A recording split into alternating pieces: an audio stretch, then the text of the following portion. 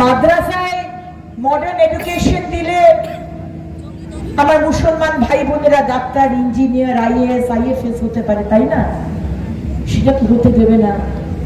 ফিরহাদ হাকিম আর সিদ্দিকুল্লাহ চৌধুরী আমাকে বললেন আমি নাকি সংবিধান মানি না, আমি ধর্ম নিরপেক্ষতা জানি না। তো ফিরহাদ হাকিম আর সিদ্দিকুল্লাহ চৌধুরী মহোদয়, মাদ্রাসার এডুকেশন যদি এত ভালো হয়, আপনার ছেলে মেয়েদের দেশে বিদেশে ইউনিভার্সিটিতে পড়ান কেন? মাদ্রাসাতেই তো পড়াতে পারতেন। নিজের বেলায় সব ঠিক, অন্যের বেলায় মাদ্রাসার পড়াশুনো। তাই এই তোষণের রাজনীতি যে দল করে, আমরা সেই দলকে চাই না। ইনি কাউকে ভালোবাসেন না, ইনি শুধু ক্ষমতা ভালোবাসেন।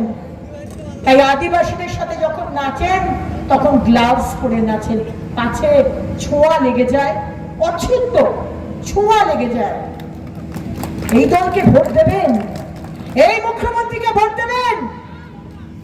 আজকে ইলেকশন কমিশনার এসছে, আমরা কি বলেছি? আমরা বলেছি মানুষ যেন অবাধে ভোট করে, একটা বৈধ ভোটারের নাম যেন বাদ না যায়, আর একটা অবৈধ ভোটারের নাম যেন না থাকে। কালো পতাকা দেখাচ্ছেন ইসিকে, এর তো প্রতিবাদ তো করা দরকার। ইলেকশন অবাধে যাতে হয়, মানুষ যাতে ভোট দিতে পারে, সেটা দেখে নিন। এবং এটাই বলার যে আগামী দিন অনেক বড় লড়াই, এই লড়াইয়ের জন্য প্রস্তুত হন। আগামী দিন একজুট হয়ে সমস্ত মানুষ, যোগীজি বলেছেন না, বাটেঙ্গে তো কাটেঙ্গে। তাই ব্রাহ্মণ, কায়স্থ, দলিত, আদিবাসী, সাঁওতাল ভাগ হবেন না।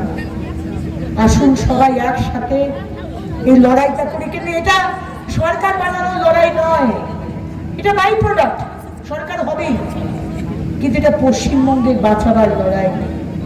পশ্চিমবঙ্গকে যদি আমরা না বাঁচাতে পারি, আগামী দিন পশ্চিম বাংলাদেশের নাগরিক হবেন, তুলসী কাঠটা পড়তে পারবেন না বাংলাদেশের মতো, মঙ্গলসূত্র, 22 সিঁদুর, 22 শাখাপলা পড়বেন না, হিজাব পড়তে হবে।